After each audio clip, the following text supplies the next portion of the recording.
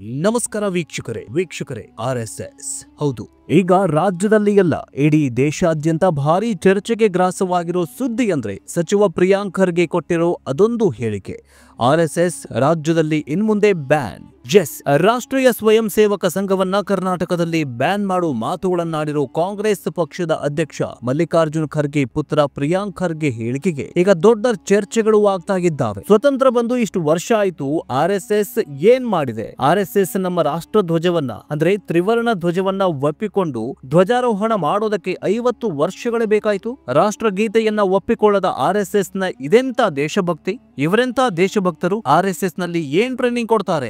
ದೊಡ್ಡವರು ಈಗ ದೇಶ ಪ್ರೇಮವನ್ನ ಮುಂದಿಟ್ಕೊಂಡು ಆರ್ಎಸ್ಎಸ್ ಅನ್ನು ಬಲಿಷ್ಠ ಸಂಘವನ್ನ ರಾಜಕೀಯಗೋಸ್ಕರ ಬಳಸಿಕೊಂಡು ಕೋಮು ದ್ವೇಷ ಭಾಷಣಗಳನ್ನ ಮಾಡಿಕೊಂಡು ಯುವಕರ ತಲೆ ಕೆಡಿಸಿ ಬೇಳೆ ಬೇಯಿಸ್ಕೊಳ್ತಾ ಇದ್ದಾರೆ ಈ ಪೊಲಿಟಿಷಿಯನ್ಸ್ ಗಳು. ದೊಡ್ಡವರು ದೊಡ್ಡ ಹುದ್ದೆಯಲ್ಲಿರೋರು ದೇಶಭಕ್ತ ದೇಶ ಪ್ರೇಮ ಅಂತ ಹೇಳಿಕೊಂಡು ತಮ್ಮ ಮಕ್ಕಳನ್ನ ವಿದೇಶದಲ್ಲಿ ಓದಿಸ್ತಿದ್ದಾರೆ. ವಿದೇಶಿ ಬಟ್ಟೆ ವಿದೇಶಿ ಸಂಸ್ಕೃತಿ ಎಂದುಕೊಂಡು ಮೋಜು ಮಸ್ತಿ ಮಾಡಿಕೊಂಡು ಕಾಲ ಕಳಿತಿದ್ದಾರೆ. ಆದ್ರೆ ಈ ದೇಶದ ಭವಿಷ್ಯ ನಮ್ಮ ಯುವ ಜನತೆ ಈ ಸಂಘಗಳ ಸುಳಿಗೆ ಬಿದ್ದು ನಿರುದ್ಯೋಗಿಗಳಾಗ್ತಿದ್ದಾರೆ. ಅದೇನೇ ಆಗ್ಲಿ, ಈ ಆರ್ಎಸ್ಎಸ್ ನಿಜಕ್ಕೂ ದೇಶಭಕ್ತಿಯ ಸಂಘಟನೆಯ? ಆರ್ಎಸ್ಎಸ್ ಕಾರ್ಯಕರ್ತರಾದ್ರೆ ನಿರುದ್ಯೋಗ ಕಮ್ಮಿಯಾಗುತ್ತಾ? ಈಗ ಆರ್ಎಸ್ಎಸ್ ಕಾರ್ಯಕರ್ತರು ಏನೆಲ್ಲ ಮಾಡ್ತಾ ಇದ್ದಾರೆ? ಇಂದಿರಾ ಗಾಂಧಿಯಿಂದಲೇ ನಿಷೇಧಿಸಲು ಸಾಧ್ಯವಾಗದ ಆರ್ಎಸ್ಎಸ್ ವಿಶ್ವದ ಅತಿ ದೊಡ್ಡ ಸ್ವಯಂ ಸೇವಿ ಸಂಘಟನೆಯಾಗಿ ಬೆಳೆದಿದ್ದಾದ್ರೂ ಹೇಗೆ? ಇದರ ಇತಿಹಾಸವೇನು? ಇದೆಲ್ಲದರ ಜೊತೆಗೆ ಈ ಆರ್ಎಸ್ಎಸ್ ಸೇರಿಕೊಂಡಂತಹ ಕೇರಳದ ಯುವಕನೊಬ್ಬ ಆತ್ಮಹತ್ಯೆ ಮಾಡಿಕೊಂಡಿದ್ದಾನೆ. ಕಾರಣ ಅಲ್ಲಿ ಲೈಂಗಿಕ ದೌರ್ಜನ್ಯ ಆಗಿದೆ ಆ ಯುವಕನ ಮೇಲೆ. ಸಂಘಟನೆಯಲ್ಲಿರುವಂತಹ ಸಲಿಂಗ ಕಾಮಿಗಳು ಈ ಯುವಕನನ್ನ ಲೈಂಗಿಕ ಕಿರುಕುಳ ಕೊಟ್ಟು ಆತ ಆತ್ಮಹತ್ಯೆ ಮಾಡಿಕೊಳ್ಳೋ ರೀತಿಯಾಗಿ ಮಾಡಿಬಿಟ್ಟಿದ್ದಾರಂತೆ. ಇದೆಲ್ಲದರ ಕುರಿತಂತೆ ನೋಡ್ತಾ ಹೋಗೋಣ. ಆದ್ರೆ ಅದಕ್ಕಿಂತ ಮುಂಚೆ ಈ ಆರ್ಎಸ್ಎಸ್ ಬಗ್ಗೆ ನಿಮ್ಮ ಅನಿಸಿಕೆ ಏನು ಕಮೆಂಟ್ ಮೂಲಕ ತಿಳಿಸಿ. ಈ ಕಾಂಗ್ರೆಸ್ ಮತ್ತು ಬಿಜೆಪಿಯವರು ನಮ್ಮ ಯುವ ಜನತೆಯ ದಾರಿ ತಪ್ಪಿಸ್ತಾ ಇದ್ದಾವ? ಕಮೆಂಟ್ ಮೂಲಕ ತಿಳಿಸಿ. ಬನ್ನಿ ವಿಡಿಯೋವನ್ನ ಶುರು ಮಾಡೋಣ. ಮೊದಲಿಗೆ ಆರ್ಎಸ್ಎಸ್ ಕ್ಯಾಂಪ್ ಅಲ್ಲಿ ಲೈಂಗಿಕ ಕಿರುಕುಳ ಆರೋಪ ಮಾಡಿ ಕೇರಳದ ಸಾಫ್ಟ್ವೇರ್ ಇಂಜಿನಿಯರ್ ಸಾವಿಗೆ ಶರಣಾಗಿದ್ದಾನೆ. ಪ್ರಿಯಾಂಕ್ ಖರ್ಗೆ ಆಕ್ರೋಶ ವ್ಯಕ್ತಪಡಿಸಿದ್ದಾರೆ.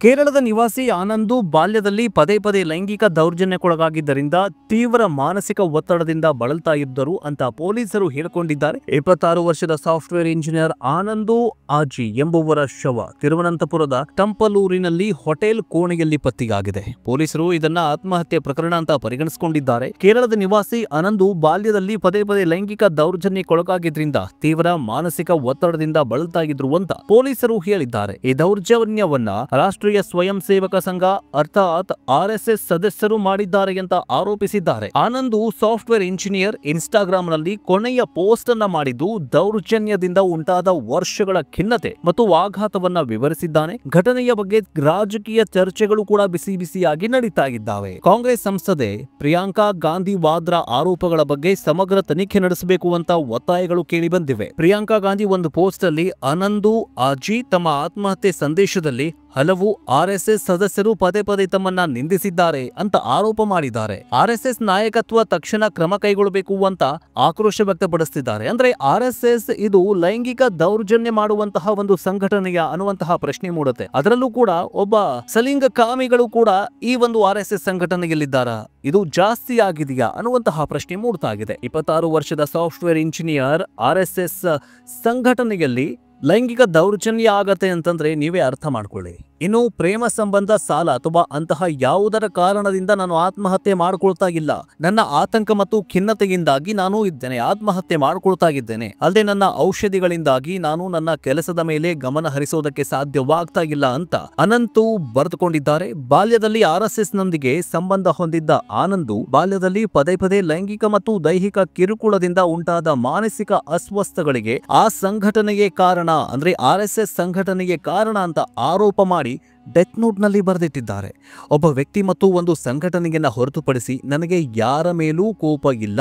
ಈ ಸಂಘಟನೆ ಅಂದ್ರೆ ಆರ್ಎಸ್ಎಸ್ ರಾಷ್ಟ್ರೀಯ ಸ್ವಯಂ ಸೇವಕ ಸಂಘಟನೆ ನನ್ನ ತಂದೆ ಸಂಘಟನೆಗೆ ನನ್ನನ್ನ ಪರಿಚಯಿಸಿದ್ರು. ನನಗೆ ಜೀವಮಾನದ ಆಘಾತವನ್ನ ನೀಡಿದ್ದು ಈ ಸಂಘಟನೆ ಮತ್ತು ಆ ವ್ಯಕ್ತಿ. ನಾನು ಬಾಲಕನಾಗಿದ್ದಾಗ ವ್ಯಕ್ತಿಯೊಬ್ಬನಿಂದ ನಾನು ಪದೇ ಲೈಂಗಿಕ ದೌರ್ಜನ್ಯಕ್ಕೊಳಗಾಗ್ತಾ ಇದ್ದೆ. ಹಲವು ಆರ್ಎಸ್ಎಸ್ ಸದಸ್ಯರು ಸಹ ನನ್ನನ್ನ ಲೈಂಗಿಕ ದೌರ್ಜನ್ಯಕ್ಕೆ ಬಳಸ್ಕೊಂಡಿದ್ದಾರೆ. ಪದೇ ಬರುವಂತೆ ಹೇಳ್ತಾ ಇದ್ರು. ಅವರು ಯಾರು ಅಂತ ನನಗೆ ತಿಳಿದಿಲ್ಲ. ಆದ್ರೆ ನಾನು ಕೇವಲ 3 ರಿಂದ 4 ವರ್ಷದವನಾಗಿದ್ದಾಗ ನನ್ನನ್ನ ನಿಂದಿಸಿದ ವ್ಯಕ್ತಿಯನ್ನ ನಾನು ಬಹಿರಂಗ ಪಡಿಸ್ತೇನೆ ಅಂತ ಹೇಳಿಕೆಯನ್ನ ಕೊಟ್ಟು ಡೆತ್ ನೋಟ್ ನಲ್ಲಿ ಬರೆದಿಟ್ಟಿದ್ದಾನೆ. ಆರ್ಎಸ್ಎಸ್ ಮತ್ತು ಬಿಜೆಪಿಯ ಸಕ್ರಿಯ ಸದಸ್ಯ ಎನ್ಎಂ ಎಂಬ ವ್ಯಕ್ತಿ ತನ್ನ ಮೇಲೆ ದೌರ್ಜನ್ಯ ಎಸಗಿದ್ದಾನೆ ಅಂತ ಆನಂದ್ ಆರೋಪ ಮಾಡಿದ್ದಾರೆ.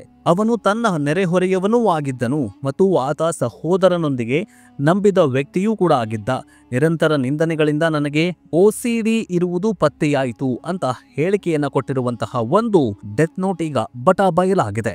ಇನ್ನು ಒಂದು ಕಡೆ ರಾಜ್ಯದಲ್ಲಿ RSS ಬ್ಯಾನ್ ಮಾಡುವ ಕುರಿತು ಆಕ್ರೋಶಗಳು ವ್ಯಕ್ತವಾಗ್ತಾ ಇರುವ ಹಿನ್ನೆಲೆಯಲ್ಲಿ ಅಥವಾ ಆಗ್ತಾ ಇರುವಂತಹ ಬೆನ್ನಲ್ಲೇ ಪಕ್ಕದ ಕೇರಳದಲ್ಲಿ RSS ಸಂಘಟನೆಯ ಒಬ್ಬ ಸದಸ್ಯ ತನಗೆ ಲೈಂಗಿಕ ದೌರ್ಜನ್ಯ ಆಗಿದೆ, ಯುವಕರಿಂದ, ಜನರಿಂದ, ಒಬ್ಬ ಗಂಡಸಿಂದ, ಸಲಿಂಗ ಕಾಮಿಯಿಂದ ದೌರ್ಜನ್ಯ ಆಗಿದೆ ಅಂತ ಆರೋಪ ಮಾಡಿ ಆತ್ಮಹತ್ಯೆ ಮಾಡಿಕೊಂಡಿದ್ದಾನೆ. ಈಗ ಕಾಂಗ್ರೆಸ್ನವರು ಜೊತೆಗೆ RSSಗೆ ಕೆಲವೊಂದಿಷ್ಟು ಪ್ರಶ್ನೆಗಳನ್ನ CM ಸಿದ್ದರಾಮಯ್ಯನವರು ಮೊದಲು ಕೇಳಿದ್ರು, ಈಗಲೂ ಕೂಡ ಕೇಳ್ತಾ ಇದ್ದಾರೆ. ಸ್ವತಂತ್ರ ಭಾರತದಲ್ಲಿ 52 ವರ್ಷಗಳವರೆಗೆ ದೇಶ ಹೆಮ್ಮೆ ಪಡುವ ರಾಷ್ಟ್ರಧ್ವಜವನ್ನ RSS ಕಚೇರಿ ಮೇಲೆ ಹಾರಿಸದೇ ಇರೋದಕ್ಕೆ ಕಾರಣ ಏನು? 2001ರಲ್ಲಿ ದೇಶಭಕ್ತ ಯುವಕರು ರಾಷ್ಟ್ರಧ್ವಜ ಹಾರಿಸಲು ಬಂದಾಗ ಅವರನ್ನ ಹಿಡಿದು ಪೊಲೀಸರಿಗೆ ಕೊಟ್ಟಿದ್ಯಾಕೆ?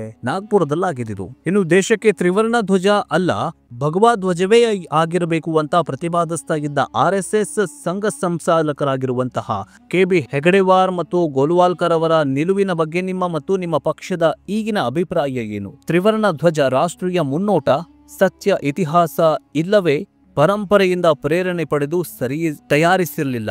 ಇದು ಫ್ರೆಂಚ್ ಕ್ರಾಂತಿಯ ಘೋಷಣೆಗಳ ಎರವಲು ಎಂದು RSS ಸರಸಂಘಚಾಲಕರಾಗಿರುವಂತಹ ಗೋಲ್ವಾಲ್ಕರ್ ಎಂಬ ಬೆಂಚ್ ಆಫ್ ಥಾಟ್ಸ್ ಅನ್ನುವಂತಹ ಪುಸ್ತಕದಲ್ಲಿ ಹೇಳಿದ್ದು. ಇದ್ರ ಬಗ್ಗೆ ನಿಮಗೇನು ಅನ್ಸುತ್ತೆ? ಈಗ ಒಂದ್ ಕಡೆ RSS ಇವೆಲ್ಲ ಬೇಡ, ಒಂದ್ ಕಡೆ RSS ಈಗ ರಾಷ್ಟ್ರದಲ್ಲಿ ಅಂದ್ರೆ ದೇಶಭಕ್ತರು, ನಾವು ದೇಶವನ್ನ ಉಳಿಸ್ತೀವಿ ಅಂತ ಹೇಳ್ಕೊಂಡು ಓಡಾಡ್ತಿದಾರಲ್ಲ ಈ RSS ನವರು ಮೊನ್ನೆ ಮಹಾಕುಂಭಮೇಳ ನಡೀತಲ್ಲ, 12ರಿಂದ 15 ಕೋಟಿ ಜನ ಬಂದ್ರು, ಗಂಗಾ ಸ್ನಾನ ಮಾಡ್ಕೊಂಡು ಹೋದ್ರು. ಗಂಗಾ ಸ್ನಾನ ಮಾಡುವಂತ ಸಂದರ್ಭದಲ್ಲಿ ಕಾಲ್ ತುಳಿತವೂ ಆಯ್ತು, ಆ ಸಾವಿನ ಸಂಖ್ಯೆಯನ್ನು ಮುಚ್ಚಿಟ್ಟಿದ್ದೂ ಆಯ್ತು ಅಂತ ವಿಪಕ್ಷದವರು ಈಗ ಅದರ ಬಗ್ಗೆ ಮಾತಾಡ್ತಾ ಇದ್ದಾರೆ. ಅದು ಸೆಕೆಂಡರಿ. ಹಂಗಾದ್ರೆ ಕಳೆದ 1.5 ತಿಂಗಳಿನಿಂದ ಏನ್ ಮಹಾಕುಂಭಮೇಳದಲ್ಲಿ ಆಗಿತ್ತಲ್ಲ, ಈ ದೊಡ್ಡ ಒಂದು ಮಹಾಕುಂಭಮೇಳ, ಆ ಮಹಾಕುಂಭಮೇಳದಲ್ಲಿ RSS ನ ಪಾತ್ರ ಏನಾಗಿತ್ತು? RSS ನವರು ಎಲ್ಲಿ ಹೋಗಿದ್ರು? ಅಲ್ಲಿನ ವಿಶೇಷ ಸಂರಕ್ಷಣೆಗೂ ಅಥವಾ ಜನರಿಗೆ ದಾರಿ ತೋರಿಸುವಂತಹದ್ದು ಅಥವಾ ಏನಾದ್ರೂ ಅಲ್ಲಿ ಅವರ ಕಾಂಟ್ರಿಬ್ಯೂಷನ್ ಏನಿತ್ತು ಅನ್ನುವಂತಹ ಪ್ರಶ್ನೆಗಳು ಮೂಡ್ತಾ ಇದೆ. ಅದು ಆಕ್ಚುಲಿ ಹಿಂದೂ ಕಾರ್ಯಕ್ರಮದಲ್ಲಿದ್ರೆ ಅಫ್ಕೋರ್ಸ್ ನಾವು ಹಿಂದೂಗಳು ರಾಷ್ಟ್ರಭಕ್ತರು ಅಂತ ಹೇಳ್ಕೊಳ್ತಾ ಇರುವಂತಹ RSS ನವರು ಮಹಾಕುಂಭಮೇಳದಲ್ಲಿ ಏನೆಲ್ಲ ಸೇವೆ ಕೊಟ್ಟಿದ್ದಾರೆ ಜನರಿಗೆ ಅನ್ನುವಂತಹ ಪ್ರಶ್ನೆ ಮೂಡುವುದು ಸಹಜ. ಎಲ್ಲಾ ಕಡೆಗಳಲ್ಲೂ ಈಗ RSS ಸಂಘ ಪರಿವಾರದ ಸಂಘಟನೆಗಳು ಇದಾವೆ, ಕೆಲವೊಂದಿಷ್ಟು ತಂಡಗಳಿದಾವೆ. 2019ರಲ್ಲಿ ಅಥವಾ ಈಗ ಕೆಲವೊಂದಿಷ್ಟು ಕಡೆಗಳಲ್ಲಿ ಪ್ರವಾಹ ಬರ್ತಾ ಇದೆ. ಪ್ರವಾಹದಲ್ಲಿ ಜನರನ್ನ ರಕ್ಷಣೆ ಮಾಡುವಂತಹ ಕಾರ್ಯದಲ್ಲಿ RSS ಎಷ್ಟು ಪಾತ್ರ ವಹಿಸಿತ್ತು ಅನ್ನುವಂತಹ ಪ್ರಶ್ನೆ ಮೂಡುವುದು ಸಹಜ. ಅದು ಬಿಡಿ, ಮೊನ್ನೆ ಅಷ್ಟೇ ಹಾಸನಾಂಬ ದೇವಸ್ಥಾನಕ್ಕೆ ಇವರ ಕಾಂಟ್ರಿಬ್ಯೂಷನ್ ಏನು? RSS ನವರು ಹಿಂದೂ ಧರ್ಮವನ್ನ ಉಳಿಸ್ತೀವಿ ಅಂತ ಹೋಗ್ತಾ ಇದಾರಲ್ಲ, ಹಿಂದೂ ಧರ್ಮದ ಯಾವುದೇ ಸಂಸ್ಕಾರ ಅಂದ್ರೆ ಹಿಂದೂ ಧರ್ಮದ ಯಾವುದೇ ಕಾರ್ಯಕ್ರಮದಲ್ಲಿ RSS ನ ಕಾರ್ಯಕರ್ತರು ಎಷ್ಟು ಸೇವೆ ಮಾಡಿದ್ದಾರೆ? ಹಾಸನಾಂಬ ದೇವಾಲಯದಲ್ಲಿ ಈ ಬಿಜೆಪಿ ಅಂತ ಹೇಳ್ಕೊಂಡು ಓಡಾಡ್ತಾ ಇದಾರಲ್ಲ, ಬಿಜೆಪಿಯ ಈ RSS ಸಂಘಟನೆಯವರು, R ಅಶೋಕ್ ಆಗಿರಬಹುದು ಅಥವಾ ಮೊನ್ನೆ ಬಂದವರು ಅಂತಹ ಮುನಿರತ್ನ ಆಗಿರಬಹುದು, ಕೆಲವೊಂದಿಷ್ಟು ಜನರು ಈಗ ಹಾಸನಾಂಬ ದೇವಸ್ಥಾನದ ಜನರ ಸೇವೆಗೆ ಹೋಗಬೇಕಾಗಿತ್ತು. ಎಷ್ಟು ನಿಮ್ಮ ಸೇವೆ ಅನ್ನುವಂತಹ ಪ್ರಶ್ನೆಯನ್ನ ಜನ ಕೇಳ್ತಾ ಇದ್ದಾರೆ. ಇದಿಷ್ಟೇ ಅಲ್ಲದೆ ಪಹಲ್ಗಾಮ್ ದಾಳಿಯಲ್ಲಿ, ಭಯೋತ್ಪಾದಕ ದಾಳಿಯಲ್ಲಿ ಹತರಾದಂತಹ ಕುಟುಂಬಸ್ಥರಿಗೆ RSS ಸಂಘ ಪರಿವಾರದಿಂದ ಏನಾದ್ರೂ ದುಡ್ಡು ಹೋಯ್ತಾ ಅಥವಾ RSS ಸಂಘ ಪರಿವಾರದಿಂದ ಏನಾದ್ರೂ ಸಹಾಯಧನ ಹೋಯ್ತಾ? ಬಿಜೆಪಿ ಎಷ್ಟು ಸಹಾಯ ಮಾಡ್ತು, ಸರ್ಕಾರ ಎಷ್ಟು ಸಹಾಯ ಮಾಡಿದ್ರು ಸೆಕೆಂಡರಿ. ಆದ್ರೆ ಅಲ್ಲಿ ಸತ್ತವರು ಹಿಂದೂಗಳೇ ಆಗಿದ್ರಲ್ಲ, ಆ ಹಿಂದೂಗಳ ಕುಟುಂಬಕ್ಕೆ RSS ಕೊಟ್ಟಂತಹ ಧನ ಸಹಾಯ ಎಷ್ಟು ಅನ್ನುವಂತಹ ಪ್ರಶ್ನೆಗಳು ಈಗ ಮೂಡ್ತಾಗಿದ್ದಾವೆ. RSS ಸಂಘ ಪರಿವಾರದಿಂದಾಗಿ ದೇಶದಲ್ಲಿ ಎಷ್ಟು ಶಿಕ್ಷಣ ಸಂಸ್ಥೆಗಳನ್ನ ಓಪನ್ ಮಾಡಿದ್ದೀರಿ? ಎಷ್ಟು ಶಿಕ್ಷಣ ಸಂಸ್ಥೆಗಳಲ್ಲಿ RSS ಕಾರ್ಯಕರ್ತರು, RSS ಕಾರ್ಯಕರ್ತರ ಮಕ್ಕಳು, RSS ಕಾರ್ಯಕರ್ತರು ಅಥವಾ ಅಧ್ಯಕ್ಷರ ಮಕ್ಕಳು, ದೊಡ್ಡ ಹುದ್ದೆಗಳನ್ನ ಅಲಂಕರಿಸಿರುವಂತಹ ಮಕ್ಕಳು ಕೆಲಸ ಮಾಡ್ತಾ ಇದ್ದಾರೆ ಅಥವಾ ಶಿಕ್ಷಣವನ್ನ ಪಡಿತಾ ಇದ್ದಾರೆ ಎನ್ನುವಂತಹ ಪ್ರಶ್ನೆ ಕೂಡ ಈಗ ಕೇಳ್ತಾ ಇದ್ದಾರೆ ಜನ. RSS ನವರು ಎಷ್ಟು ಶಿಕ್ಷಣ ಸಂಸ್ಥೆಗಳನ್ನ ಓಪನ್ ಮಾಡಿದ್ರು? ಶಿಕ್ಷಣ ಸಂಸ್ಥೆಗಳಿಂದ ವಿದ್ಯಾಸಂಸ್ಥೆಗಳಿಂದ ಪಾಸ್ ಔಟ್ ಆದಂತಹ ವಿದ್ಯಾರ್ಥಿಗಳಿಗೆ RSS ಎಷ್ಟು ಪ್ರಮಾಣದಲ್ಲಿ ಉದ್ಯೋಗವನ್ನ ಕೊಡಿಸ್ತು? ಯಾವ್ದಾದ್ರೂ ಕಂಪನಿಯನ್ನ ತೆಗೆದು ಅಥವಾ ಯಾವ್ದಾದ್ರೂ ಕಂಪನಿಗಳನ್ನ ಓಪನ್ ಮಾಡಿ ಹೊಸ ಟೆಕ್ನಾಲಜಿ ಇನ್ವೆನ್ಷನ್ ಮಾಡಿದ್ರ? ಚೀನಾದ ಮಕ್ಕಳು ಹಿಂಗ್ ನೋಡಿ, ಚೀನಾದ ಮಕ್ಕಳಿಗೆ ವ್ಯಾಪಾರ ಮತ್ತು ಟೆಕ್ನಾಲಜಿಯ ಅಥವಾ AI ತಂತ್ರಜ್ಞಾನದ ನಾಲೆಜ್ ಅನ್ನ ಕೊಡ್ತಾರೆ ಚೀನಾದ ಮಕ್ಕಳಿಗೆ. ಆದರೆ ನಮ್ಮ ದೇಶದಲ್ಲಿ ಇಷ್ಟು ದೊಡ್ಡ ಸ್ವಯಂ ಸೇವಕ ಸಂಘ ಇದೆಯಲ್ಲ, ಈ ಮಕ್ಕಳಿಗೆ, ಸ್ವಯಂ ಸೇವಕ ಸಂಘದ ಮಕ್ಕಳಿಗೆ ಅಂದರೆ RSS ಮಕ್ಕಳಿಗೆ ಯಾವ ತೆರನಾಗಿರ್ತಕ್ಕಂತಹ ಟ್ರೈನಿಂಗ್ ಅನ್ನ ಕೊಡ್ತೀರಿ? ಅವರು ಮುಂದಿನ ದಿನಗಳಲ್ಲಿ ಬರೀ ಧರ್ಮವಂತ ಹೇಳ್ಕೊಂಡು ಜೀವನ ಸಾಗಿಸ್ಬೇಕಾ, ಅಥವಾ ಟೆಕ್ನಾಲಜಿಗಳ ಏನಾದ್ರು ಒಂದು ತರಬೇತಿಯನ್ನ ಕೊಡ್ತೀರಾ? ಯಾಕೆ ಇಂಥವೆಲ್ಲವನ್ನ ನೀವು ಮಾಡ್ತಾ ಇಲ್ಲ ಅನ್ನುವಂತಹ ಪ್ರಶ್ನೆ ಈಗ ಮೂಡ್ತಾ ಇದೆ. ಅದೇನೇ ಆಗ್ಲಿ, ಈಗ ಜನ ಕೇಳ್ತಾ ಇರುವಂತಹ ಪ್ರಶ್ನೆಗಳಿಗೆ ಅಥವಾ ಜನರು ಇವರ ಪ್ರಶ್ನೆಗಳಿಗೆ ಉತ್ತರವನ್ನ ಕೊಡಬೇಕು, ಅಥವಾ ಇವರು ಜನರುಗಳಿಗೂ ಕೂಡ ಉತ್ತರವನ್ನ ಕೊಡಬೇಕಾದಂತಹ ಸ್ಥಿತಿ ಇದೆ. ಆದ್ರೆ ಅದೇನೇ ಆಗ್ಲಿ, ನಮ್ಮ ದೇಶ ಧರ್ಮ ಅಂತ ಹೇಳಿಕೊಂಡು ಇನ್ನೂವರೆಗೂ ಇಲ್ಲೇ ಇದೆಯಲ್ಲ.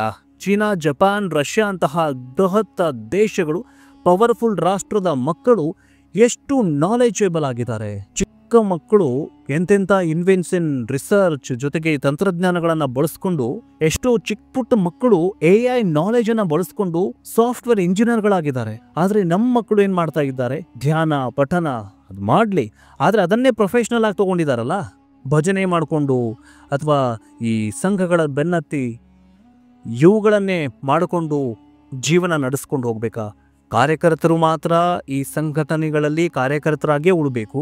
ಕಾರ್ಯಕರ್ತರ ಮೇಲಿನ ದೊಡ್ಡ ದೊಡ್ಡ ಹುದ್ದೆಯವರು ಅವರೆಲ್ಲ, ಅವ್ರ ಮಕ್ಕಳೆಲ್ಲ ದೊಡ್ಡ ದೊಡ್ಡ ಫಾರಿನ್ಗಳಲ್ಲಿ ಆರಾಮಾಗಿರಬೇಕು. ಇದ್ರ ಬಗ್ಗೆ ನಿಮಗೇನು ಅನ್ಸುತ್ತೆ? ಕಮೆಂಟ್ ಮೂಲಕ ತಿಳಿಸಿ. ಮುಂದಿನ ಎಪಿಸೋಡ್ನೊಂದಿಗೆ, ಮುಂದಿನ ಅಪ್ಡೇಟ್ನೊಂದಿಗೆ ಬೇಗ ವಾಪಸ್ ಬರ್ತೀವಿ. ನೋಡ್ತಾ ಇರಿ ಡಿಜಿಟಲ್ ನ್ಯೂಸ್ ಕನ್ನಡ. ಜೈ ಹಿಂದ್, ಜೈ ಕರ್ನಾಟಕ, ಜೈ ಸನಾತನ.